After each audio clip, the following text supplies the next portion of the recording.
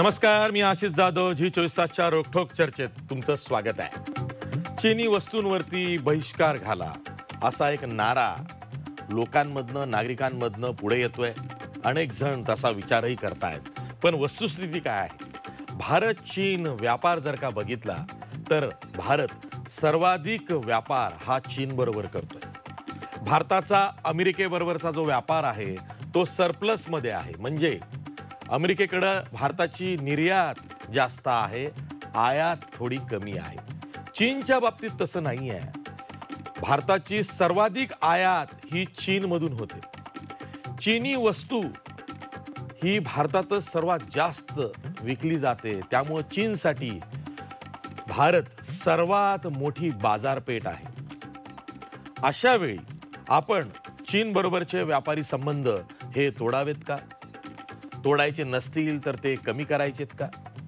कमी करायचे नसतील तर त्यात पर्याय काय आहेत? चीन शिवाय इतर देशांशी आपला व्यापार वाढला पाहिजे का? असे अनेक मुद्दे आहेत. पण चीनी वस्तूंवरती आता तर चीनी पदार्थांवरही बहिष्कार घाला असे नेते सांगतायत. त्यात किती तथ्य आहे? खरंच भारतीय माणूस चीन बरोबरचा व्यापार तोडू शकतो का? चीनी वस्तूंवरती बहिष्कार घालू शकतो का? चायनीज पदार्थ जे आहेत ते आपण सोडू शकतो का? हेही प्रश्न आता विचारावे लागतील. कारण चीन बरोबरचा जो आपला व्यापार आहे त्याचा जो क्वांटम आहे तो जवळपास 85 ते $87 अब्ज इतका आहे. त्यापैकी जेमतेम 17 अब्ज डॉलर इतकी आपण निर्यात करतो. म्हणजेच 50 अब्ज डॉलरची आपण चीनकडनं आयात करतो आहोत. चीन बरोबरचा व्यापार हा भारताच्या हिताचा नाहीये. चीनी गुंतवणूक म्हणाल तर 2015 ते 2019 पर्यंत जेमतेम 18 अब्ज डॉलरची गुंतवणूक ही चीनी कंपन्यांनी भारतात केलेली आहे, ज्याला आपण FDI म्हणतोय. अशा वेळी चीन बरोबरचे व्यापारी संबंध कसे असावेत? त्यामध्ये जर का भारताला आघाडी घ्यायची असेल किंवा सध्याचं जे प्रमाण आहे ते थोडं बदलायचं असेल, भारताच्या बाजूनं झुकवायचं असेल तर काय केलं पाहिजे? त्यावरच आज आपण चर्चा करणार आहोत.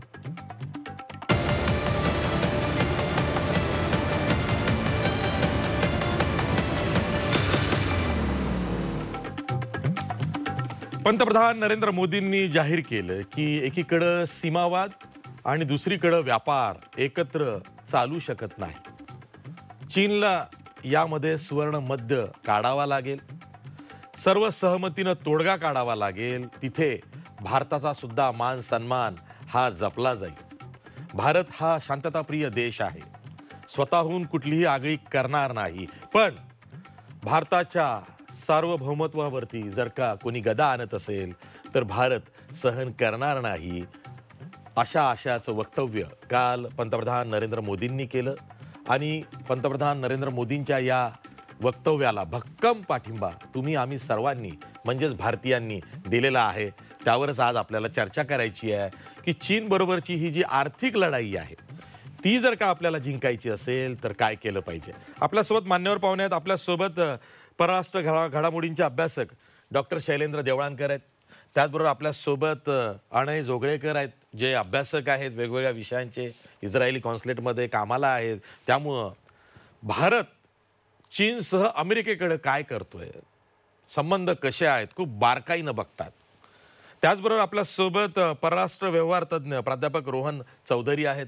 मी तुम्हा तिघांचंही या चर्चेत स्वागत करतो आणि सुरुवातीला अणय जोगळेकर यांच्याकडे जातोय. अणय, चीनी वस्तूंवरती बहिष्कार घाला, चायनीज पदार्थ खाऊ नका, गो चायनीज गो, हे म्हणणं सोपं आहे. पण हे प्रत्यक्षात कृती करून आपल्याला अंमलातही आणायचं असेल तर ते भारताच्या किती हिताचं आहे?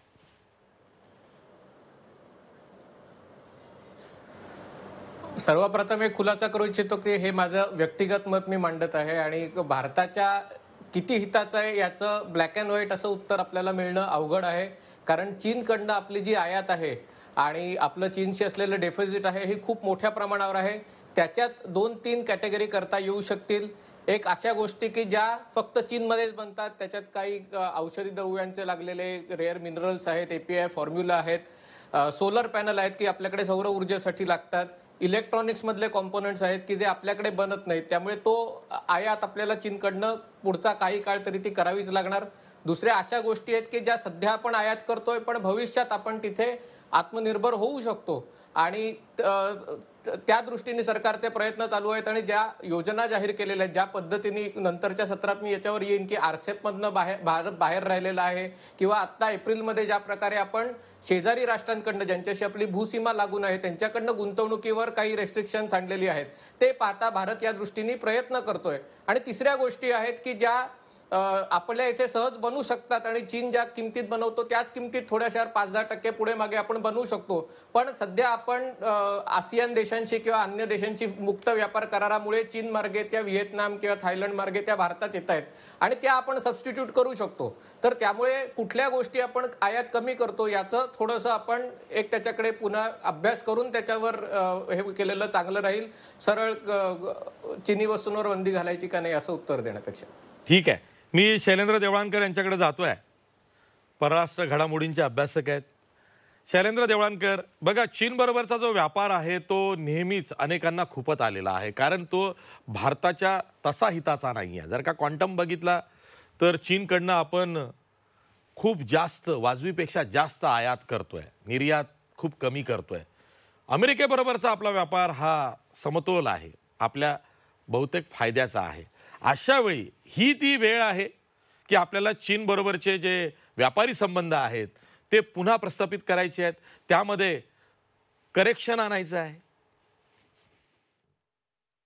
नाही, नक्कीच. प्रथम तर आपण लक्षात घेतलं पाहिजे की व्यापार, चीन बरोबरचा व्यापार किंवा ज्या पद्धतीने चीनी वस्तू या भारतीय बाजारपेठेमध्ये विकल्या जात आहेत, त्यांची जी प्रचंड मोठी क्वांटिटी आहे, हे भारतासाठीचं एक महत्वाचं बार्गेनिंग कार्ड आहे. आणि बार्गेनिंग कार्ड आता केवळ कोरोना क्रायसिसमध्ये किंवा आता हा इथं सीमेवरचा लडाखमधला वाद चालला आहे म्हणून हे आपण बार्गेनिंग कार्ड वापरतोय असं नाहीये. मी प्रथम तर हे सांगू इच्छितो की जेव्हा डोकलामचा संघर्ष झाला होता 2017 मध्ये, 73 दिवस हा डोकलामचा संघर्ष चालला होता आणि अचानक या डोकलामच्या संघर्षांमधनं चीनने नमती भूमिका घेतली होती. माघार घेतली असं म्हणणार नाही, पण नमती भूमिका घेतली होती आणि तो वाद बऱ्यापैकी मिटलेला होता. अचानक नेमकं काय झालं होतं आणि अशा कोणत्या पद्धतीचे ज्याला आपण बॅक चॅनल डिस्कशन झाले होते आणि त्यावेळेला बॅक चॅनल डिस्कशन मधला हा एक अत्यंत महत्वाचा मुद्दा होता, कारण त्यावेळेला देखील प्रचंड भारतीयांच्या मनामध्ये चीनच्या विरुद्ध राग होता आणि अशाच प्रकारची मागणी जोर धरत होती की बॅन चायनीज गुड्स. आणि त्यामुळे अशा स्वरूपाचे हा जो भाग आहे हा चीनला कम्युनिकेट केला गेला. चीनच्या बाबतीमध्ये आता एक महत्वाचा प्रॉब्लेम असा येतो आहे की चीनमध्ये एक सिरियस स्कॉलरशिप नाहीये की जी आजच्या घडीच्या भारताला अंडरस्टँड करू शकते. हा चीनचा सगळ्यात मोठा प्रॉब्लेम आहे. त्यांच्याकडचा जो लँग्वेजचाही प्रॉब्लेम आहे आणि त्यांची जी भारताविषयीची अंडरस्टँडिंग आहे, ही भारताविषयी अंडरस्टँडिंग साधारणतः 1 दशक ते 2 दशक पूर्वीची अंडरस्टँडिंग आहे. हा जो बदललेला भारत आहे त्याला कॉम्प्रिहेंड करणं हे चीनला जमत नाहीये. अशा स्वरूपाची परिस्थिती आता दिसून येते आहे. आजच्या घडीला साधारणतः $70 अब्ज चीनी वस्तू ह्या भारतीय बाजारपेठेमध्ये विकल्या जातात. आपण जो व्यापाराविषयी उल्लेख केला, हा ट्रेड डेफिसिट जो आहे, जो साधारणतः 18-19 मध्ये जर आपण आकडा पाहिला तर तो $57 बिलियन ट्रेड डेफिसिट आहे. आणि हा व्यापार तसाही भारताच्या कधीच पक्षामध्ये नव्हता, कारण त्या व्यापाराचं स्वरूप जर आपण पाहिलं तर आपल्याला असं जाणवेल की आपण त्यांच्याकडे काय निर्यात करतो आणि आपण त्यांच्याकडनं काय आयात करतो. तर आपण त्यांच्याकडनं जी आयात करतो ती मॅन्युफॅक्चर्ड गुड्स आहेत, ते कॅपिटल गुड्स आहेत. पण आपण त्यांना जी निर्यात करतो आहोत ते मॅक्सिमम ऍग्रिकल्चर प्रॉडक्ट्स आहेत. लोखंडासारखा कच्चा माल आहे. परंतु अजूनही चीनच्या मार्केटमध्ये आपल्याला म्हणावा तेवढा ऍक्सेस त्यांनी दिलेलाच नाहीये. आणि त्यासाठी ते मग टेरिफ असेल, नॉन टेरिफ ड्युटीज, कारण ब्लँकेट बॅन ते करू शकत नाहीत, कारण भारत आणि चीन हे दोघे WTOचे मेंबर्स आहेत. त्यांना तसं करता येत नाही. परंतु अनेक टेरिफ आणि नॉन टेरिफ बॅन्स ते आपल्याकडे इन्व्होक करत असतात. अनेक कारणं आहेत. बेसिकली आपल्या फार्मास्युटिकलला देखील त्यांचं मार्केट हे अवेलेबल आपल्याला होत नाहीये. आपल्या IT सेक्टरला त्यांचं मार्केट आपल्याला अवेलेबल होत नाहीये. चीनी मार्केटचा आपल्याला ऍक्सेस मिळावा ही आपली सातत्याने मागणी आहे. आणि हा ट्रेड डेफिसिटचा मुद्दा आहे. हा दुर्दैवाने त्याच वेळेला चर्चेला येतो ज्या वेळेला भारत आणि चीनमध्ये सीमावादावरनं म्हणा, अझर मसूदवरनं म्हणा, किंवा ज्या वेळेला चीन NSG म्हणजे न्यूक्लिअर सप्लाय ग्रुपमध्ये आपल्या एंट्रीला प्रोहिबिट करत असेल किंवा तिचा अडथळा आणत असेल त्यावेळेला म्हणा, किंवा युनायटेड नेशनच्या सिक्युरिटी काउन्सिलमध्ये आपल्याला मेंबरशिप मिळू नये म्हणून जेव्हा चीन प्रयत्नशील असतो त्या वेळेलाच केवळ ट्रेड डेफिसिटचा मुद्दा चर्चेला येतो. त्या वेळेला दुर्दैवाने चीनी मालावरती बहिष्कार टाकण्याचा मुद्दा येतो. परंतु ज्या पद्धतीने चीनने गेल्या 30 वर्षांमध्ये स्वतःला डेव्हलप करून एक मॅन्युफॅक्चरिंग हबमध्ये रूपांतरित केलेलं आहे. ही चीनी मालावरती बहिष्कार टाकण्याची मागणी जुनी आहे. ही गेल्या 2 दशकांपासून चालत आलेली आहे, परंतु ती इम्प्लिमेंट होऊ शकलेली नाहीये. किंबहुना आपण तशा प्रकारच्या पर्यायी वस्तू या भारतामध्ये बनवू शकलेलो नाही आहोत किंवा ज्याचा स्त्रोत आपण सहज करू शकतो, हे देखील आपल्याकडनं झालेलं नाही. त्यामुळे हा एक मुद्दा आपल्याला लक्षात घेणं गरजेचं आहे आणि या बाबतीमध्ये आपल्याला भावनिक बनून चालणार नाहीये. कारण हे भावनिक यासाठी आहे, की तुम्हाला ज्या आता फक्त पक्क्या वस्तू दिसतायत, अशा काही वस्तू आहेत, की ज्यांचा स्त्रोत सहजपणे त्या भारतात बनवू शकतात, त्या ठीक आहे. ते तुम्ही चीनमधनं काढू शकता. फॉर एक्झाम्पल तुमच्या दिवाळीचे आकाशदिवे असतील. आज तुमच्याकडे मातीचे आकाशदिवे उत्तम पद्धतीने भारतामध्ये बनतात. तर तुम्ही ते आकाशदिवे चीनचे प्लास्टिकचे वापरण्याची गरज नाही आहे. ते तुम्ही थांबवू शकता. तुम्ही अगदी संक्रांतीचे पतंग थांबवू शकतात, गणपतीच्या मूर्ती त्यांच्याकडनं घेणं थांबवू शकतात, होळीचे रंग घेणं थांबवू शकतात, जे भारतात बनतायत म्हणून ठीक आहे. परंतु नुकतंच बजाज आणि मारुती कंपनीच्या ज्या हेडचे काही इंटरव्ह्यू झाले, तेव्हा त्यांनी सांगितलं, की आम्ही जरी चीनकडनं काही आयात करत नसलो, तरी आमचे वेंडर्स आहेत, जे वेंडर्स फार मोठ्या प्रमाणावरती चीनकडनं आयात करतात. आणि आज आपल्याकडे जे स्मॉल आणि मीडियम मॅन्युफॅक्चरर्स आहेत, आज ते त्यांच्याकडच्या अनेक गोष्टी या चीनकडनं आयात करतात. मोठ्या प्रमाणावरती कच्चा माल त्यांच्याकडनं आयात करतात. मी तुम्हाला साधं उदाहरण देतो फार्मास्युटिकल सेक्टरचं. आज या फार्मास्युटिकलचा अनिलजींनी आता उल्लेख केला. या फार्मास्युटिकलमध्ये आजच्या घडीला 70% आपली फार्मास्युटिकल इंडस्ट्री जी आहे, ती चायनावरती डिपेंडंट आहे. केवळ आपलीच नाही आहे, तर अमेरिका असेल आणि युरोपची देखील आहे. आज अमेरिकेच्या बाबतीमध्ये अमेरिकेमधलं एकही अँटिबायोटिक्स आज बनू शकत नाही जोपर्यंत चीनकडनं एपीआय जात नाही. हाच प्रकार युरोपच्या बाबतीमध्ये आहे. भारताच्या बाबतीमध्ये ही वस्तुस्थिती आपण लक्षात घेतली पाहिजे, की मागच्या वर्षी आपण $5 बिलियन एपीआय म्हणजे त्याला ऍक्टिव्ह फार्मास्युटिकल इन्ग्रेडियंट्स असं म्हणतात. तुम्हाला फार्मास्युटिकल इंडस्ट्रीसाठी 2 गोष्टींची गरज आहे. एक आहे एपीआय आणि दुसरा एक की स्टार्टिंग फॅक्टर्स. ते इन्ग्रेडियंट्स आहेत ते आपण घ्यावे लागतात. आपण मागच्या वर्षी 53 एपीआय हे चीनकडनं आयात केले. पण हे एपीआय तयार करण्याची आपली क्षमता आहे. परंतु त्या दृष्टिकोनातून गंभीर प्रयत्न ज्याला म्हणावे लागतात, कॉन्सन्ट्रेटेड एफर्ट झाले नाही. म्हणून 27 मार्चला आपण पहिल्यांदा एपीआय पार्कची घोषणा केली. $900 मिलियन पॅकेज घोषित केलं, की ज्या ठिकाणी इंडस्ट्रियल पार्क आहे, त्या ठिकाणी एपीआय पार्क हे बनले पाहिजे आहेत. आपण आजच्या इव्हन ह्या कोरोनाच्या काळामध्ये देखील नुकतंच आपण N95 मास्क असतील, पर्सनल प्रोटेक्शन किट्स असतील, त्याच्यानंतर ह्या स्वरूपात आणखीनही रॅपिड टेस्टच्या बाबतीमधले किट्स असतील. याच्या $1 मिलियन ऑर्डर्स आपण चीनकडे दिलेल्या आहेत. आपलं पेनिसिलिन सारखं ड्रग जे आहे ते चीनकडनं येतं. मी जे व्हिटॅमिन ई वापरतो, मल्टीव्हिटॅमिनच्या गोळ्या वापरतो, हे मल्टीव्हिटॅमिनच्या गोळ्या चीनकडनं येत आहेत आपल्याकडे. त्यामुळे आपण हे एपीआयच्या बाबतीमध्ये फार्मास्युटिकलमध्ये देखील आपण यापूर्वी कॉन्सन्ट्रेटेड एफर्ट्स केले पाहिजे होते, जे चीनने केलेले आहेत. चीनने एपीआय मध्ये गेल्या 5 वर्षांमध्ये अत्यंत सिस्टमॅटिकली फार्मास्युटिकल सेक्टरमध्ये चीनने प्रयत्न केलेत. मोठ्या प्रमाणात इन्सेंटिव्ह दिलेत. त्यांच्या इंडस्ट्रियलिस्टला त्या स्वरूपाने लोन्स उपलब्ध करून दिलेले आहेत. आणि आजच्या घडीला असं आहे, की सगळं जग हे चीनवरती डिपेंडंट आहे फार्मास्युटिकलच्या सेक्टरमध्ये. आणि आज त्यांना असं झालं, की त्यांच्याकडे बार्गेनिंग टूल आहे. त्यांनी इंग्लंडला नुकतीच धमकी दिली, की जर तुम्ही 5Gचं टेस्टिंग करायला हुवाईला अलाउड करत नसाल, तर आम्ही तुमचा ड्रग सप्लाय थांबवू. नुकतंच त्यांच्या एका प्रवक्त्याने सांगितलं, की अमेरिकेने जास्त बडबड करू नये. कारण जर आम्ही अमेरिकेला मेडिकल सप्लाय थांबवला, तर अख्खा अमेरिका कोरोनाग्रस्त होईल. आता ते ओपनली धमकी ऑस्ट्रेलियाला द्यायला लागलेत. अशाच प्रकारची धमकी ते भारताला त्यांनी ग्लोबल टाइम्स मधनं दिली, जेव्हा आपण त्यांच्याकडचं एफडीआय वरती रेस्ट्रिक्शन आणले, ज्याचा अनेजीने आता उल्लेख केला. तर या बाबतीत चीन का करू शकतो आहोत? तर चीनने स्वतःला सिस्टमॅटिकली डेव्हलप केलेलं आहे. म्हणून केवळ इमोशनली आपण चीनच्या वस्तू बॅन करा, तर आपण अशा वस्तू बॅन करू शकतो, की 10 प्रकारचे मोबाईल ठीक आहे, ते तुम्ही बॅन करू शकता. परंतु आज चीनच्या वस्तू तुमच्या सगळ्या घराघरामध्ये कडी कोंड्यापासनं, पेन ड्राईव्ह पासनं, तुमच्या कॅल्क्युलेटर्स पासनं ह्या तुमच्याकडे गेलेल्या आहेत. नुकतंच आपल्याकडे जी ऑल इंडिया ट्रेडर्स असोसिएशन आहे, त्यांनी 450 अशा वस्तू आयडेंटिफाय केल्या, की ज्याचं उत्पादन भारतामध्ये होऊ शकतं. हे खरं तर उत्पादन भारतात होऊ शकते आता सांगण्याची गरज पूर्वीपासून होत होतं. पण त्यासाठी सिस्टमॅटिकली तशा प्रकारचे एफर्ट्स होणं हे अत्यंत गरजेचं होतं. नुकतंच आपण केंद्र सरकारने अँटी डम्पिंग ऍक्ट जो आहे, त्याच्या अंतर्गत 100 गुड्स आपण आयडेंटिफाय केलेत. त्याच्यामध्ये तुमच्या पेन ड्राईव्ह पासून ते कॅल्क्युलेटर्स पासूनच्या वस्तू आहेत, की ज्या प्रचंड मोठ्या प्रमाणावरती आपल्याकडे डंप केल्या जात आहेत. त्याचे संकेत दिले गेलेले आहेत. आता आपण ह्या ज्या गोष्टी करतो आहोत, नुकतंच जो बीएसएनएलच्या बाबतीमध्ये काल एक निर्णय संकेत आला, म्हणजे त्या बाबतीमध्ये की बीएसएनएलचे जे आता टेंडर झाले आणि ज्यामध्ये आपण चायनीज इक्विपमेंट्स हे घेतले जात होते ते आता इथून पुढे घेतले जाणार नाहीत किंवा त्या टेंडर प्रक्रियेतनं चीनला बाजूला ठेवलं जाईल. पण हा जो प्रकार आहे, अशा स्वरूपाने आपल्याकडे होऊ शकतं. आपण पॉवर प्लांट त्यांच्याकडनं करतो. आपल्याकडे भेल नावाची company, Bharat heavy electrical limited, हे पॉवर प्लांट चांगल्या पद्धतीने बनवू शकते. परंतु अशा पद्धतीने आपण हे त्यांच्याकडे, कारण आपलं डिपेंडन्स सहज मिळतं. भारतीयांची एक सगळ्यात मोठा कन्सर्न आहे. भारतीयांची एक सगळ्यात मोठी डिमांड आहे अफोर्डेबिलिटी. त्यांना सगळ्या गोष्टी अफोर्डेबिलिटी म्हणजे स्वस्तामध्ये जर मिळत असतील तर ते त्यांना पाहिजे आहेत. आणि त्यामुळे ते मिळत असल्यामुळे तुमचं इलेक्ट्रॉनिक मार्केट बघा. आज भारताचं electronic market, domestic market $15 billion आहे, $15 बिलियन.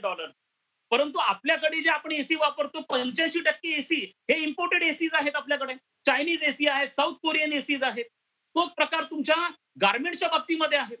त्यामुळे मला असं वाटतं की आपल्याला इमोशनली विचार करून या सेक्टरमध्ये चालणार ठीक आहे. आपल्याला प्रॅक्टिकली विचार करून फेज मध्ये ठीक आहे, ठीक आहे. भारतातला सर्वात उंच पुतळा सुद्धा चीनी बनावटीचा आहे, म्हणजे चीनी कंपनीनंच बनवलेला आहे. एवढं डिपेंडन्सी आपली चीनवरती आहे. मी जातोय प्राध्यापक रोहन चौधरी यांच्याकडे, परराष्ट्र धोरणाचे तज्ज्ञ आहेत. प्राध्यापक रोहन चौधरी, जगात इतरत्र ज्या कम्युनिस्ट कंट्रीज आहेत, जे कम्युनिस्ट देश आहेत, त्यांची इकॉनॉमी तर सोडा, राज्यसत्ता सुद्धा टिकवणं त्यांना कठीण झालेलं आहे. पण चीन मात्र या सर्वाला फाटा फोडत जो पुढे गेलेला आहे की आज चीनी ड्रॅगनचा विळखा संपूर्ण जगाला दिसतो आहे. चीनमध्ये तुम्हाला आम्हाला सर्वसामान्यांना सहज असा वावर करता येत नाही. त्यामुळे इथल्या कंपन्यांना तिथली बाजारपेठ काय आहे, तिथल्या बाजारपेठेत काय हवं आहे, आपण तिथे काय देऊ शकतो, याचं ज्ञान सुद्धा मिळवणं फार कठीण आहे. त्या उलट भारत ही एवढी मोठी मुक्त बाजारपेठ आहे की आओ जाओ घर तुम्हारा, तुम्हाला जे पाहिजे ते आम्ही देऊ शकतो. ज्ञान देऊ शकतो, तुम्हाला स्किल लेबर देऊ शकतो. एवढंच नाही तर हर एक प्रकारची सेवा आम्ही तुम्हाला पुरवू शकतो. हे सगळं आम्ही देऊ शकतो. त्याचाच फायदा चीनने उचलला. म्हणूनच आज चीनची सर्वात मोठी बाजारपेठ जगातली भारत झाली आहे.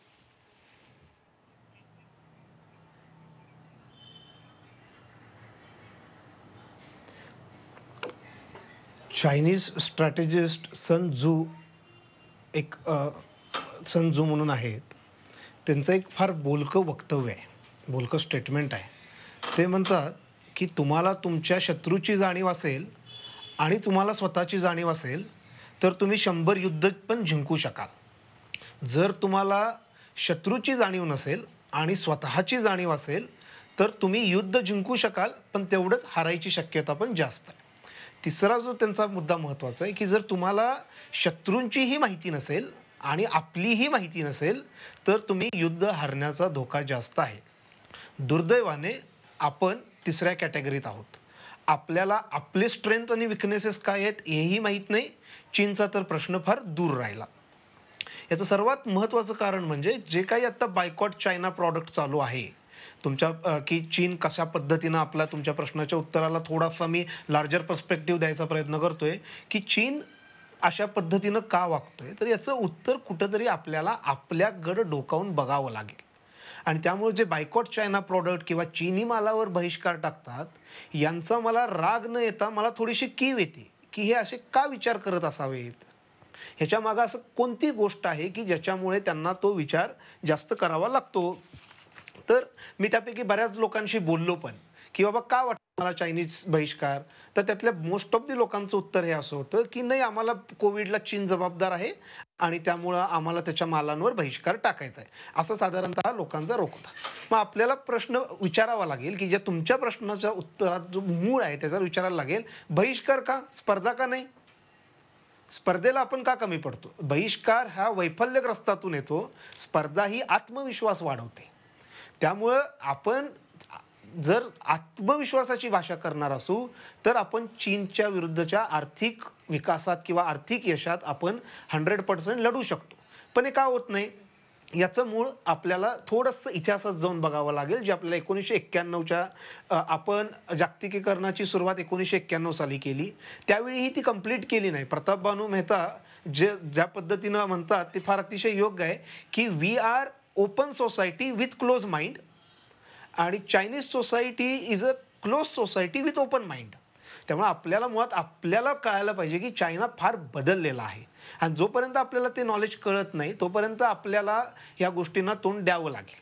त्यामुळं हे असं का होतंय याचं कारण आहे की आज भारतातला प्रचंड बहुसंख्येनं असलेला लोकसंख्या असलेला देश लोक आपल्याला विचारत आहेत की ह्या जागतिकीकरणाचा फायदा मला काय झाला. मोदींच्या परराष्ट्र धोरणाचा, मोदी 100 ठिकाणी जाऊन आले, त्याचा फायदा मला का झाला. याचं उत्तर आपण जोपर्यंत देऊ शकत नाही तोपर्यंत आपण फक्त आत्मनिर्भरची भाषा करतो. आपण हे कधीच विचारू करू शकत नाही की आपल्यावर लोक का अवलंबून राहू नयेत. छोटंसं उदाहरण आहे की चीननं पाकिस्तानच्या ग्वादर बंदराला मदत केली, ज्याला आपण सॅलिनेशन प्रोसेस म्हणतो, म्हणजे मिठाचं पाणी समुद्राचं पाणी पिण्याच्या पाण्यायोग्य करायचं. अक्षरशः त्यांनी संपूर्ण यंत्रणा कामाला लावली आणि आज ग्वादर जिल्हा हा दुष्काळमुक्त झालेला आहे. दुसरा मुद्दा, मॉलदीव्सला पोर्ट बांधून हवं होतं, पोर्ट बांधून दिलं. आपण काय केलं, क्रिकेट मैदानासाठी मदत केली. त्यामुळे आपल्यालाही स्ट्रॅटेजिकली विचार करावा लागेल की चायनाशी कॉम्पीट करत असताना एकाच वेळेला चायनाच्या बाहेरच्या देशांशी कॉम्पीट करावं लागेल आणि आतल्या देशांशी कॉम्पीट करावं लागेल. मग आतल्या देशांचा जो प्रश्न आहे की बाबा इतकी बेरोजगारी का, इतकं शेतकऱ्यांच्या आत्महत्या का होतात, स्थलांतरितचे प्रश्न का निर्माण होत आहेत, या प्रश्नाची उत्तर आपल्याला आत डोकावून द्यावं लागेल. कारण कोरोनानं आपल्याला हे शिकवलेलं आहे की तुमची जर इम्युनिटी चांगली असेल तर तुम्हाला कोरोनाचा धोका कमी असतो. जसं तर तुमची अंतर्गत व्यवस्था चांगली असेल तर तुम्हाला चायनाचा धोका इतका असण्याची काही गरज नाही आहे.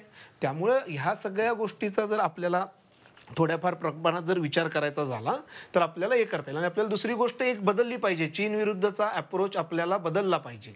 चीन ही कम्युनिस्ट जरी कंट्री असली तरी ती कम्युनिस्टांप्रमाणे वागत नाही. सोव्हिएत युनियन कम्युनिस्ट आणि चीन कम्युनिस्ट यांच्यात प्रचंड फरक आहे. इनफॅक्ट जसं भारत लोकशाही देश असून देखील काही लोकशाही विरोधी तत्व इथं कार्यरत आहेत किंवा प्रचंड राजकीय पक्षांचे नेते सगळे हुकुमशाही पद्धतीनं करतात, तसं चीनमध्ये नाही आहे. तुम्हाला आश्चर्य वाटेल की 4000 वर्षाच्या चीनच्या इतिहासात इतकं त्यांना मिळालं नाही ते गेले 40 वर्षाच्या कम्युनिस्ट सरकारनं त्यांना दिलेलं आहे. एक ग्लोबल बॅरोमीटर निघतं ज्याच्यात गव्हर्नमेंटवर किती विश्वास आहे तुमच्या जनतेचा, त्याच्यात 83% लोक चीनवर आनंदी होती. त्यामुळे आपल्याला कम्युनिस्ट आहे, चीन आक्रमकवादी आहे, चीन ट्रेचर आहे, या सगळ्या गोष्टीच्या पलीकडं आपल्याला कुठंतरी हे केलं पाहिजे. आणि त्यासाठी आपल्याला ठणकावून सांगितलं पाहिजे की चीन आपल्यात येणं जेवढं सोपं आहे तेवढंच आपल्याला 192 इतर देशात जाणं सोपं आहे. कारण यातून होतं काय चायनीज प्रॉडक्टमधून की जागतिकीकरण आणि राष्ट्रवाद ह्या दोन्ही वेगवेगळ्या कन्सेप्ट आहेत. आयदर तुम्ही जागतिकीकरण मान्य करा आणि 192 देशांकडे जायची तयारी करा, अन्यथा मग राष्ट्रवाद. मग तो राष्ट्रवाद कधी तुम्हाला पाकिस्तानच्या रूपात निर्माण होतो, कधी चीनच्या रूपात निर्माण होतो. बरं ते दोघं नसेल तर तुम्हाला परप्रांतीयांच्या निर्माण होतो. म्हणजे असे किती वेळा तुम्ही कोणाकोणाला बॉयकॉट करणार आहात आयुष्यात, याचा निर्णय आपल्याला घ्यायला पाहिजे. त्यामुळे हा बॉयकॉट नाही तर मी म्हणतोय compete with China, don't boycott China products, compete with China. आणि त्यातला सर्वात महत्त्वाचा मुद्दा आहे, आपण थोडंसं इतिहासात जाऊन प्रयत्न करू समजून घ्यायचा की 20व्या शतकात जेव्हा ब्रिटन महासत्ता म्हणून उदयास आली त्यावेळी त्यांनी एक प्रकारचं एक्सपान्शनिझम केलेलं, आपला व्यापार वगैरे ह्या गोष्टी समुद्रमार्गे वाढवण्याचा प्रयत्न केलेला 19व्या शतकात. 20व्या शतकात जेव्हा अमेरिका एक्सपान्शन करत होती त्यावेळी ती व्यापारी एक्सपान्शन करत होती. आज चीन एक्सपान्शन करते 21व्या शतकात, ते इन्फ्रास्ट्रक्चर एक्सपान्शन करते. वन बेल्ट वन रोड असू दे, चायना पाकिस्तान इकॉनॉमिक कॉरिडॉर असू दे किंवा कोणत्याही प्रकारची मदत असू दे, अशा पद्धतीनं चायना सेंट्रल एशियामध्ये चायना आहे, आफ्रिकन कंट्रीजमध्ये चायना आहे, साऊथ एशियन कंट्रीजमध्ये चायना आहे. त्यामुळं आपल्याला जागतिक ठरवावं लागतं. आपण लक्षात घेतलं पाहिजे की आपण सध्या 3 अतिशय महत्त्वाच्या बदलांच्या उंबरठ्यावर आहोत. जागतिक राजकारण अमेरिकेकडून, युरोपकडून आशियात सरकत आहे, त्याचवेळी ते भारत चीन सेंट्रिक होत आहे आणि कोविड नंतर ही परिस्थिती बदलणार आहे. म्हणजे आपण 2005 ते 2020 पर्यंत 53हून 37% गरिबी दूर केली. तो फार कमी आहे, म्हणजे सॅटिस्फाईड नाही आहे तो. कोरोनानंतर तर ही परिस्थिती आणि चिघळत जाणार आहे. त्यामुळे आपल्याकडे हे असे 3 उपाय असताना आपण संकुचित राष्ट्रवादापायी अशा काही गोष्टींना जर केलं तर तुम्ही म्हणताय तसं चीनला ते स्ट्रॅटेजिक आंदोलन, ज्याला स्ट्रॅटेजिक आपण प्लॅटफॉर्म दिल्यासारखं होईल आणि चीन याचा जास्तीत जास्त फायदा घेईल. आणि त्याचं छोटंसं उदाहरण म्हणजे आत्ता जे काही सीमेवर चाललेला आहे. त्याच्यामागे चायनाचा लाँग टर्म प्लॅन आहे की आज भारताच्या आरोग्य व्यवस्था किंवा कोणत्याही पद्धतीचं देशांतर्गत व्यवस्था बघितली तर ती अक्षरशः मोडकळीस आलेला आहे. अशावेळी सीमा प्रश्न उभारून भारताला जास्तीत जास्त संरक्षण व्यवस्थेवर खर्च करावा लावावा, कारण आपल्याकडं 2050 पर्यंत इथला जो युवक आहे तो युवक चायनापेक्षा पॉप्युलेशन वाईज आणि या सगळ्यांपेक्षा जास्त राहील आणि त्यामुळे जास्तीत जास्त संरक्षण सिद्धतामध्ये भारताला आपण गुंतवायचं आणि जेणेकरून भारताचा अंतर्गत विकासाकडे दुर्लक्ष होईल आणि त्याचा लाँग टर्म फायदा चायनाला होईल. आणि ही भविष्यवाणी ओबामांनी त्यांच्या कारकिर्दीत ओढली की इथून पुढं जर तुम्हाला कुणाचं जर चॅलेंज असेल तर ते फक्त भारतीय युवकांचं असेल. ट्रम्प यांनाही ती जाणीव झाली, म्हणून ट्रम्प जेव्हा सत्तेवर आले तेव्हा त्यांनी पहिल्यांदा H1B1 व्हिसाचा मुद्दा उपस्थित केला की इतकं त्यांना ते अमेरिका फर्स्ट, आत्मनिर्भर या सगळ्या संकुचित ह्या सपशेल अपयश मान्य करण्यासारख्या गोष्टी आहेत. आपल्याकडे एक चायना नसेल तर 192 देश आहेत. हे भारतानं आणि आपण सगळ्यांनी लक्षात ठेवणं गरजेचं आहे. आणि त्यामुळं एक राष्ट्र म्हणून जर आपल्याला उभं राहायचं असेल तर आपल्यातला पहिला जो सोशल कोहेजिव्ह आहे किंवा सोशल डिस्पॅरिटी आहे, आर्थिक विषमता आहे, सामाजिक विषमता आहे, याच्यावर आपल्याला प्रचंड प्रमाणात लक्ष द्यावं लागेल. अन्यथा चीनला वेगळं काही प्रयत्न करण्याची गरज नाही आहे आपल्यासमोर तोंड देण्यासाठी. ठीक आहे, मुद्दे अनेक आहेत. चीन बरोबरचा व्यापार हा चीनच्या बाजूनं का कलला? त्याला भारतीय मानसिकता जबाबदार आहे का? ठीक आहे, जे फंडामेंटल प्रॉडक्ट्स आहेत त्या बाबतीत जिथे आपल्याकडे टेक्नॉलॉजी नाही आहे, चीननं ती विकसित केली आहे, आपल्याकडं पर्याय नाही, ठीक आहे. पण साधं गणपतीच्या काळात सुद्धा छोट्या छोट्या गोष्टी, गणपती सजावटीच्या सुद्धा, त्यासुद्धा चीनी बनावटीच्या येतात आणि ती घेण्यासाठी झुंबड उडते. इथे सुद्धा आपली मानसिकता प्रतिकार करत नाही. बरं, चीनी वस्तू कशी आहे? ती कमी टिकणारी आहे, तिच्यासाठी उत्पादन खर्च कमी लागतो, हे सगळं आपल्याला माहिती आहे. तरी सुद्धा आपण ती निकृष्ट दर्जाची चीनी वस्तू विकत घेतो. कारण का? त्याच वेळी जी भारतीय वस्तू आहे ती महाग पडते म्हणून. ही आमची मानसिकता, इथून आपल्याला बदलायचं आहे. मी एक ब्रेक घेतोय आणि ब्रेक नंतर मी यावरच चर्चा करतोय. पुन्हा भेटूया ब्रेकनंतर.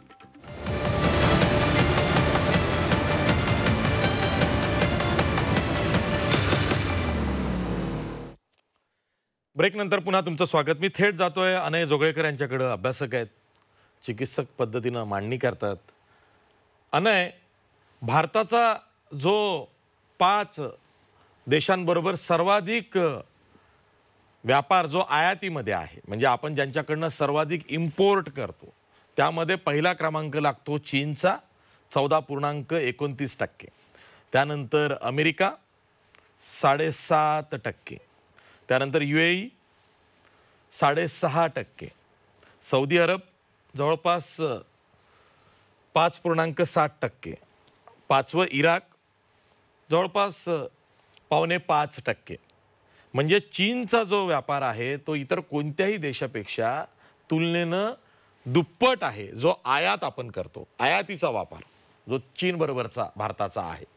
अशा वेळी हे ठीक आहे की परकीय गुंतवणुकीचं जे उद्दिष्ट आहे ते साध्य करण्यासाठी कंपनी बघू नका, गुंतवणूक बघा, किंवा व्यापार कसा होतो यापेक्षाही ती वस्तू आपल्याला किती पूरक आहे ते बघा, मग पुढे चला. पण जेव्हा सीमा प्रश्नासारखा गंभीर प्रश्न किंवा एक गंभीर समस्या जिथं भारत म्हणून भारताच्या सार्वभौमत्वालाच आव्हान दिलं जातं, मग तेव्हा आपल्याला चीनबरोबरच्या व्यापाराची आठवण होते. आणि मग आपल्यातला भारतीय माणूस, राष्ट्रवाद हा जागा होतो. मग तो म्हणतो की नाही, चीनी कंपन्यांना रोखा, त्यांची गुंतवणूक फेटाळून लावा, चीनी कंपन्या इथे येणार नाहीत, आम्ही त्यांच्या वस्तूंवरती बहिष्कार घालणार. आज भाजपनं राज्यामध्ये अशी मागणी केली की 3 दिवसांपूर्वी मुख्यमंत्री उद्धव ठाकरे यांनी मॅग्नेटिक 2.0 या अंतर्गत जे काही 7-8 करार केले, 12 करार केले, त्यामधले 2 करार हे चीनी कंपन्यांबरोबर केले. ते दोन्ही करार रद्द करा. स्वदेश जागरण मंचनी असं म्हटलेलं आहे की चीनी कंपन्यांना रोखा, त्यांची गुंतवणूक नको आहे आम्हाला. असं जेव्हा आपण करतो हे सगळं क्षणिक वाटतं, यासाठी की लॉंग टर्मचा विचार केल्यावरती आपले सुद्धा हात बांधलेले आहे, शेवटी व्यापार आहे, असं होतं. नाही, मला दोन गोष्टी याच्यात म्हणायच्या आहेत की हे तात्कालिक नाहीये, हे दीर्घकालीन आहे. कुठलाही देश, खास करून भारतासारखा देश ज्याची लोकसंख्या आता 140 कोटींच्या घरात आहे, जर एवढ्या मोठ्या प्रमाणावर वस्तूंची आयात एखाद्या देशाकडनं करत असेल तर ते त्या देशाच्या आर्थिक विकासासाठी सस्टेनेबल नाहीये. तुम्ही जी उदाहरणं दिलीत त्या 5 4 देश असे आहेत की ज्यातला जरी आपली आयात खूप मोठ्या प्रमाणावर असली तरी त्या आयातीतला खूप मोठा कॉम्पोनंट हा कच्चं तेल आहे. आणि ज्या प्रकारे आपल्याला, कारण भारत त्याबाबत आत्मनिर्भर नसल्यामुळे खनिज तेल आपल्याला इराककडनं, UAE कडनं किंवा सौदीकडनं आणि आता अमेरिकेकडनं ही आयात करावं लागतं. चीनचं तसं नाहीये. दुसरा मुद्दा, चीन काय फक्त भारताचा सगळ्यात मोठा निर्यातदार नाहीये, जगातल्या जवळजवळ प्रत्येक देशाच्या सगळ्यात मोठा निर्यातदार हा चीनच आहे. आणि अमेरिकेची जर आपण उदाहरण केलं तर भारत जेवढी आयात चीनकडनं करतो त्याच्यापेक्षा 10 पट आयात अमेरिका चीनकडनं करतो. आणि भारताचं जेवढं ट्रेड डेफिसिट चीनशी आहे त्याच्या अनेक पट डेफिसिट हे अमेरिकेचंही चीनशी आहे. त्यामुळे हे काही फक्त भारताच्या संबंधित मुद्दा नाहीये. मुद्दा असा आहे की जेव्हा तुम्हाला एक कृषी प्रधान देशावरनं एक उत्पादन प्रधान देश त्याच्याकडे तुम्हाला जायचं असतं, कारण सेवा क्षेत्रात जरी आता आपला खूप मोठ्या प्रमाणावर GDPचा हिस्सा सेवा क्षेत्रातनं येत असला तरी रोजगार निर्माण करण्याची क्षमता उत्पादन क्षेत्रात आहे आणि ती आपल्याला करायची आहे. आणि त्यामुळे कुठलंही सरकार असो, UPA सरकार असो किंवा NDA सरकार असो, उत्पादन क्षेत्रात, SME क्षेत्रात, MSME क्षेत्रात भारत अधिकाधिक आत्मनिर्भर होईल, अधिकाधिक गोष्टी स्वतः बनावं लागेल.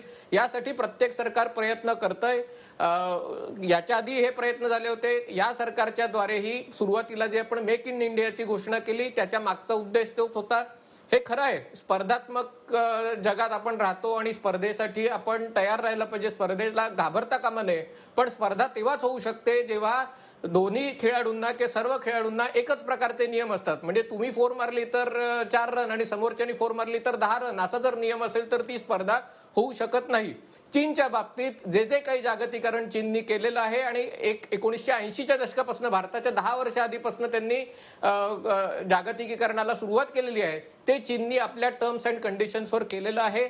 अमेरिकेने चीनचा वापर करून, खास करून जेव्हा शीतयुद्ध होतं तेव्हा सोव्हिएट रशिया विरुद्ध चीनचा वापर केला अमेरिकेने आणि त्याच्यामुळे खूप फेवरेबल टर्म्स अँड कंडिशन्स चीनला मिळाल्या. आणि चीननी स्वतःचं डोमेस्टिक मार्केट असेल, स्वतःचं इन्फॉर्मेशन टेक्नॉलॉजी मार्केट असेल, स्वतःचं फार्मास्युटिकल मार्केट असेल, हे बाहेरच्या लोकांना मिळून दिलं नाही. करन्सी मॅनिप्युलेशन बाबत चीनबद्दल आरोप केले जातात. टेक्नॉलॉजी किंवा या सगळ्या गोष्टी आहेत त्या अमेरिकन कंपन्यांच्या चोरल्याचे चीनवर आरोप होतात. त्यामुळे चीन काय याच्यात धुतल्या तांदूळासारखा की चीन स्पर्धा करतोय आणि आपण स्पर्धेपासून घाबरून राहतोय, असं अजिबात नाहीये.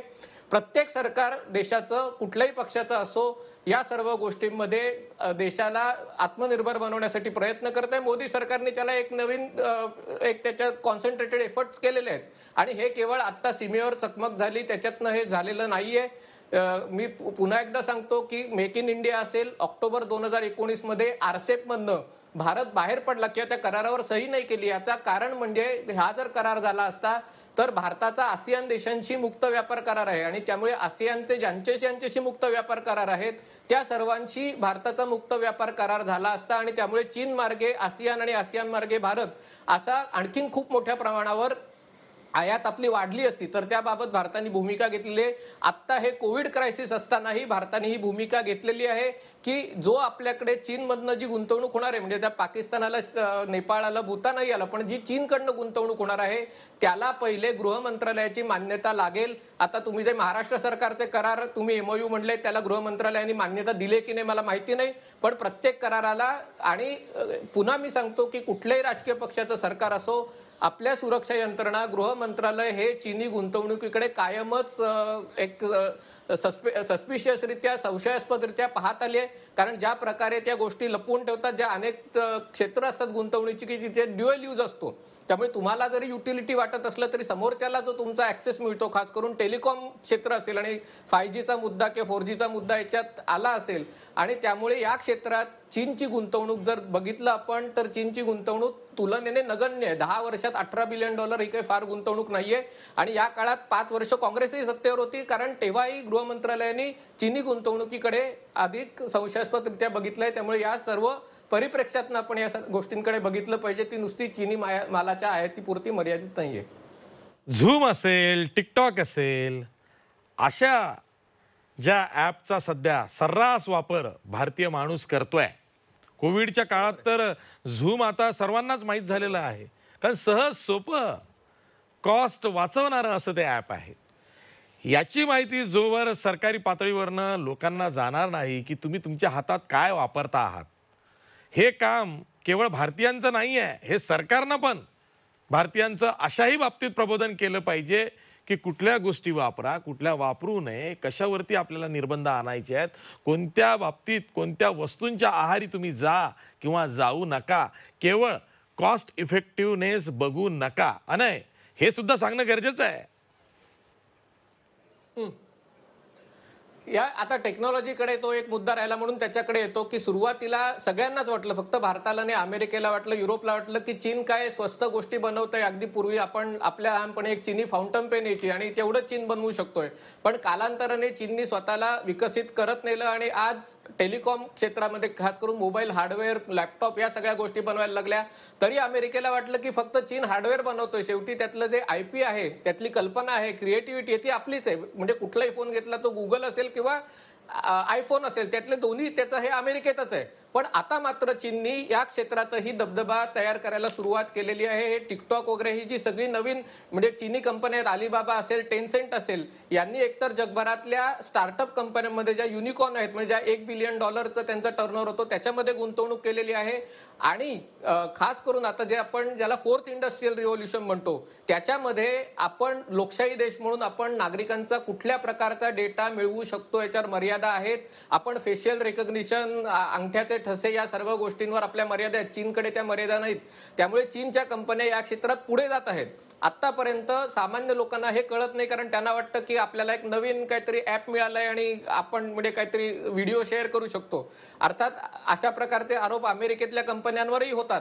पण चीनच्या बाबतीत म्हणजे जो देश आपल्या किती सैनिक मेले ही माहिती पण उघड करत नसेल, तर त्याच्याकडनं पारदर्शकतेबद्दल किंवा या सगळ्या गोष्टी सांगण्याबद्दल मर्यादा येतात.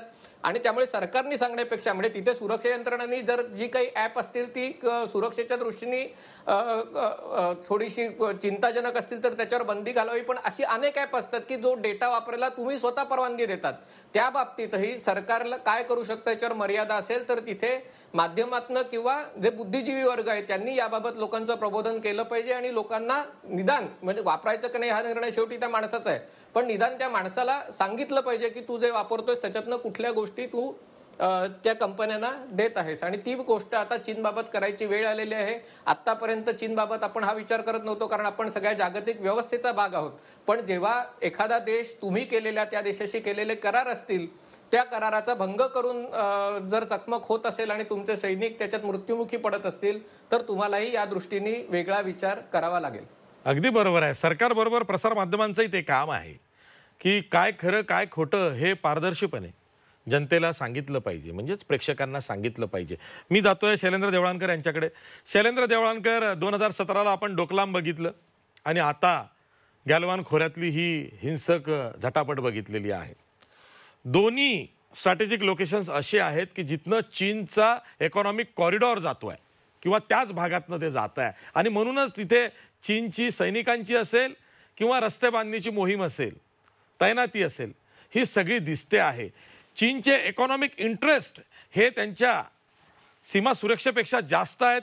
म्हणूनच डोकलाम आणि आता गॅलवान खोरे अशा चकमकी चालल्या आहेत की त्यांना नाही जी LAC आहे ती प्रत्यक्षात आता त्यांना बाँड्री करायची आहे. नेमका हेतू कळत नाही आहे. नाही, आपण जे म्हणालात की चीनचे इकॉनॉमिक इंटरेस्ट, कमर्शियल इंटरेस्ट हे नेहमीच पॅरामाउंट आहेत. याचं कारण असं आहे की आज चीनचा जो विकास झालेला आहे, हा विकास काय त्यांच्या लष्करी आधुनिकीकरणामुळे झालेला नाहीये. चीनचा जो विकास झालेला आहे हा त्यांच्या आंतरराष्ट्रीय व्यापारामुळे झालेला आहे. आणि म्हणून हा जो आंतरराष्ट्रीय व्यापार आहे आणि त्यासाठीच आपण या आंतरराष्ट्रीय व्यापाराला जो त्यांचा भारताबरोबर होतो आहे त्याचाच वापर आपण एक बार्गेनिंग टूल म्हणून करण्याचा प्रयत्न करतो आहे. आता मुद्दा असा आहे की चीन बरोबर आपण निश्चितपणे कॉम्पिट केलं पाहिजे आहे, तेवढी स्पर्धात्मकता असलीच पाहिजे आहे. परंतु कॉम्पिटिशन जेव्हा असते तेव्हा त्याचे फेअर रूल्स असतात. त्या कॉम्पिटिशनचे ते फेअर रूल्स सर्वांनीच त्याला ऑब्झर्व करणं गरजेचं आहे.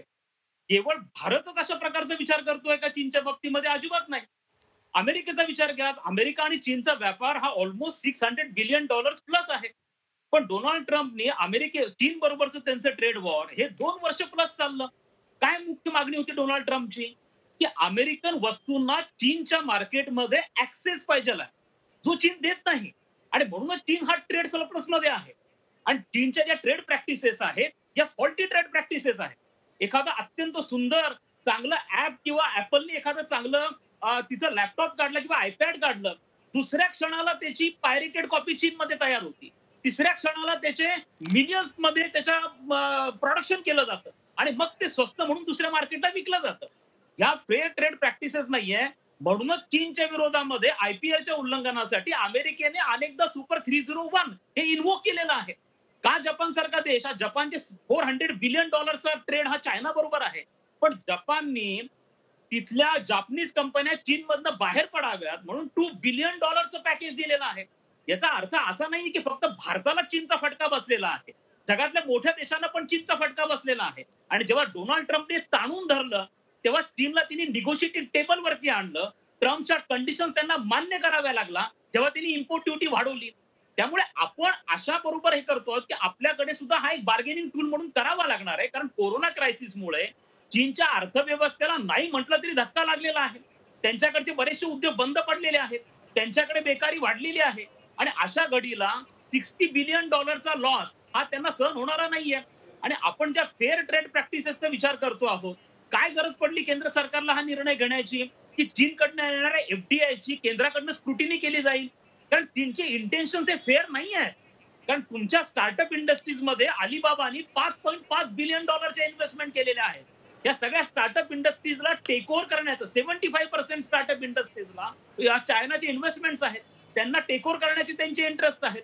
एचडीएफसी मधला ऐन कोरोनाच्या क्रायसिस मध्ये जेव्हा आपली अर्थव्यवस्था त्याला फेस करते आहे, एचडीएफसी मधला त्यांचा शेअर कसा वाढतो आहे, स्मॉल कंपनीज मधलं स्टेक होल्डिंग त्यांचं वाढवण्यासाठी त्यांचे कशा प्रकारचे प्रयत्न चाललेले आहेत, हा सगळा विचार करूनच आपण चीनकडनं येणाऱ्या एफडीआयची स्क्रुटिनी करण्याचा निर्णय घेतलेला आहे. त्यामुळे ज्या चीनने अनफेअर ट्रेड प्रॅक्टिसेसचा वापर करत आपला व्यापार जगभरामध्ये वाढवलेला आहे, अशा चीनच्या विरुद्ध आपण ट्रेड कार्ड का नको वापरायला? निदान ते ट्रेड कार्डचा वापर मी असं म्हणणार नाही की तात्काळ तो सगळा बॅन होईल आणि त्यांना फार मोठा झटका बसेल, परंतु कोरोना क्रायसिस मध्ये जेव्हा त्यांना झळ पोचली आहे ते रिथिंक करतील. डोकलामच्या क्रायसिसच्या वेळेला त्यांना पुनर्विचार करावा लागलेला आहे.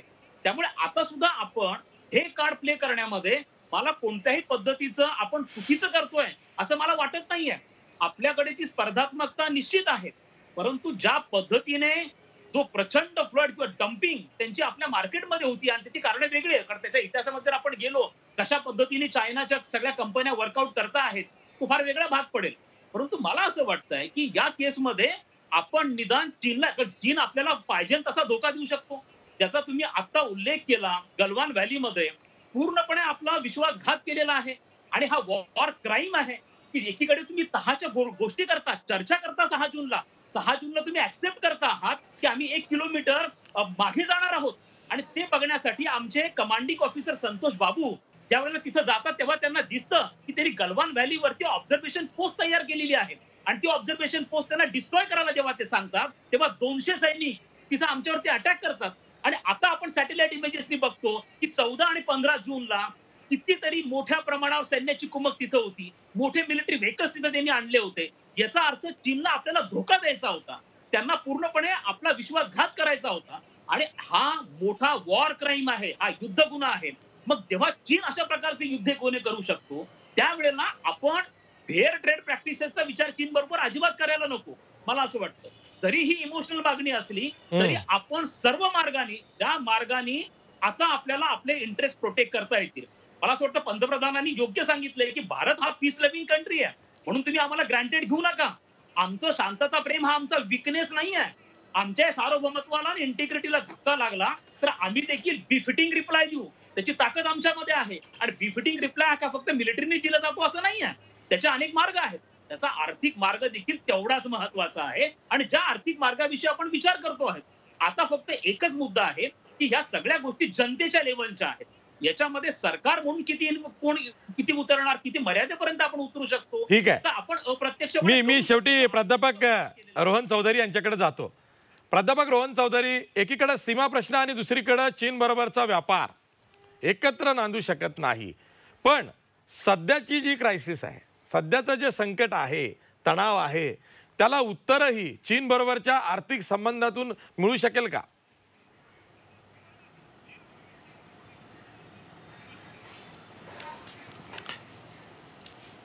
चीन बरोबरच्या आर्थिक संबंधातून मिळेल का नाही हे बघायला थोडंसं आपल्याला थांबावं लागेल. परंतु मागच्या सेगमेंटमध्ये ज्या पद्धतीनं आपण मर्यादा बघितल्या भारताच्या, त्याच्या ह्या सेगमेंटमध्ये जर आपण भारताची आव्हाने बघितली, संधी जर आपण भारताला बघितली, तर आपल्याला लक्षात येईल की आपण चीनला त्या तऱ्हेनं मार देऊ शकतो. आणि त्याच्याकडे 3 साधं इतिहासात आणि वर्तमान काळात आपल्याला उदाहरण सापडतात. 1991 पर्यंत भारत अमेरिका संबंध चांगले होतील असं कुठल्याही स्ट्रॅटेजिक थिंकरनं ॲक्सेप्ट केलं नव्हतं किंवा मांडलं नव्हतं.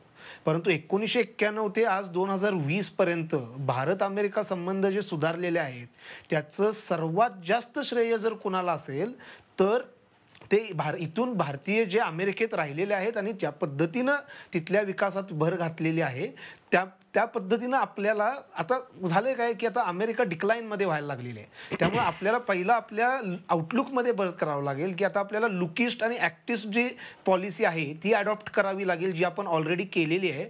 हा पहिला मुद्दा झाला. दुसरा मुद्दा, ॲक्टिस्ट पॉलिसीमधून आपण बऱ्यापैकी चीनला कंट्रोल करायचा प्रयत्न केलेला आहे आणि डोमेस्टिकदृष्ट्याही त्याचं सर्वात महत्त्वाचं उदाहरण म्हणजे तुम्ही जर नॉर्थ ईशान्येकडील राज्य जर आपली बघितली, आसाम या भागातली जर राज्य बघितली, तर तुम्हाला लक्षात येईल की ॲक्टिव्ह पॉलिसीमुळं इन्फ्रास्ट्रक्चर, पायाभूत सुविधा, पर्यटन या क्षेत्रात इतकी मोठी क्रांती होण्याच्या आता मार्गावर आहे की पुढच्या 5-10 वर्षात तिथला जो प्रॉब्लेम आहे इन्सर्जन्सी वगैरे, तो कदाचित डिसॅपियर होईल. आणि तो ज्यावेळी डिसॅपियर होईल तेव्हा तो चायनाला खरं म्हणजे ते उत्तर असेल की परराष्ट्र धोरणाचा वापर आपल्या देशांतर्गत विकासासाठी कसा करता येतो, याचं ते अतिशय महत्त्वाचं उदाहरण असेल.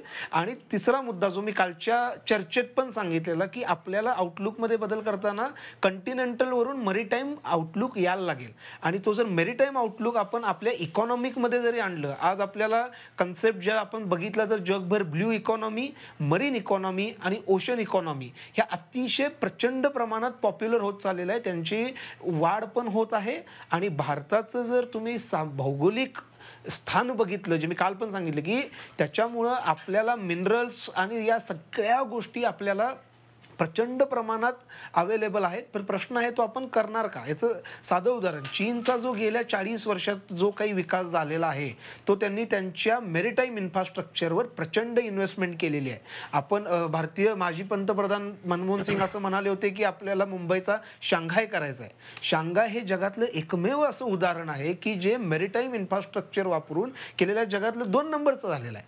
फक्त प्रश्न येतो आपल्याकडे असं आहे का असेट, तर एक्झॅक्टली आहे आपल्याकडं. पण आता आपल्याला कलकत्ता, चेन्नई आणि मुंबई सोडून द्या, ती फार पूर्वीची राज्य आहेत. पण आपल्याला विशाखापट्टणम, कोची, कारवार, रत्नागिरी यासारखी जी शहरं आहेत त्यांना आपल्याला मेरीटाईम इन्फ्रास्ट्रक्चरच्या याच्यामध्ये अंतर्भाव करावा लागेल.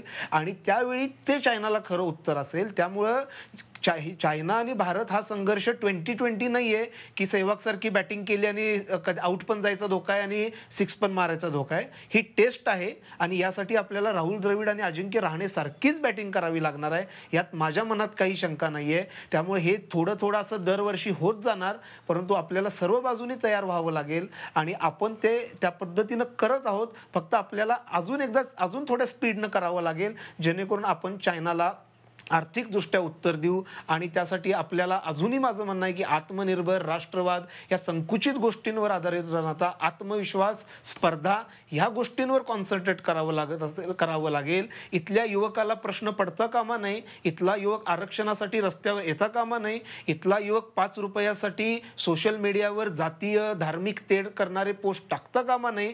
त्याचा जो उपयोग आहे तो आपल्याला जास्तीत जास्त करावा लागेल. हेच चायनाला उत्तर असेल. कारण पुढच्या 40 वर्षात जेव्हा इथला युवक चायनाच्या युवका पुढे जाईल, संख्येनं पुढे जाईल, तेव्हा ते राज्य, ते देश आणि तो विजय हा आपलाच असेल. यात माझ्या मनात तीळमात्र शंका नाही. अगदी बरोबर आहे. भारत क्रिकेट खेळतो, चीनमध्ये क्रिकेट हा खेळच नाही आहे. ते त्यांचं सगळं लक्ष ऑलिम्पिक्सवरती केंद्रित करतात, मग तेच खेळ खेळतात ज्यामध्ये त्यांना मेडल्स मिळतात. आपण क्रिकेट खेळतो. हाच एक मूलभूत फरक भारत आणि चीनमध्ये आहे. पण ज्या पद्धतीनं चीननं दगा दिलेला आहे तो भारताचा पिंड नाही आहे आणि म्हणूनच आपल्या हे जिवारी लागलेलं आहे की चीननी भारताच्या विश्वासाचा घात केलेला आहे. 6 जूनला बोलणी झाली होती. त्यानुसार चीननी 1 किलोमीटर मागे जायचं होतं. आपण सुद्धा गॅलवान नदीपासनं 1 किलोमीटर मागे यायचं होतं. चीन 2 किलोमीटर पुढे आलं होतं आणि ते बघायला खरंच चीनचं सैन्य हे 1 किलोमीटर मागे गेलं आहे किंवा नाही, तेव्हा चीननी घात केला आणि तिथे आपले 20 जवान शहीद झालेले आहेत. त्यांच्याकडचेही काही जण शहीद झालेले आहेत. पण चीन आहे तो अधिकृत आकडा देत नाहीये. त्याला उत्तर जर का द्यायचं असेल तर ते खूप संयमानं द्यायचं आहे. दूरची लढाई लढायची आहे. त्यामध्ये सुद्धा जे आर्थिक युद्ध आहे चीन बरोबरचं ते आपल्याला हळूहळू करत का होईना जिंकण्यासाठी पुढं जायचं आहे आणि तोच खरा मार्ग आहे. मी सर्व पाहुण्यांचे आभार मानतोय. इथेच थांबतोय. पाहत राहा झी 24 तास. रहा एक पाऊल पुढे.